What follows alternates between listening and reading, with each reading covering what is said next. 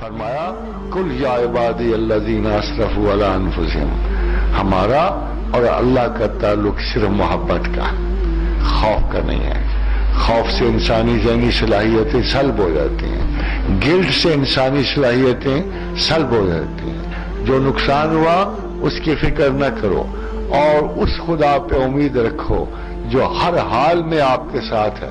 کوئی بندہ آپ کے ساتھ، نہ فیملی، نہ بندے، نہ ادھر کے نہ ادھر کے، ایک اللہ آپ کے ساتھ رہے گا ہر مایوسی میں آپ کے ساتھ۔ قل یا عبادی الذین اسرفوا علی انفسہم، کہہ دے میرے بندوں کو کہ تم نے بہت اپنی صلاحیتیں ضائع کی، اجلت میں وقت ضائع کر دیا، اجلت میں غلط فیصلے کر دیے۔ ایک بات نہ کرنا، ایک بات نہ کرنا، لا تقنطوا من رحمت اللہ، مجھ سے مایوس نہ ہونا، میری رحمت سے مایوس نہ ہونا۔ کیوں جی؟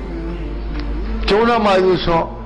فرمایا کہ میں وہ خدا ہوں کہ ان اللہ، بے شک، بڑے زور سے کہا، یار تم کیوں نہیں مانتے ہو؟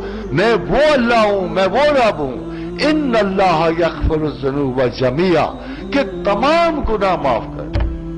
اگر تمہارے گناہ اتنے بڑھ جائے نا کہ زمین سے آسمان تک پہنچ جائے تو پھر بھی خدا کو پرواہ نہیں، اگر تم یہ جانتے ہو کہ بخشنے والا کون ہے۔ ان اللہ یغفر الذنوب جميعا، اللہ تمہارا وہ ہے جو تمام گناہوں کو معاف کرتا ہے۔ انہ هو الغفور الرحیم، یہ یاد رکھنا خواتین و حضرات کہ خدا غفور و رحیم نہیں رہتا اگر تمہیں نہیں بخشتا۔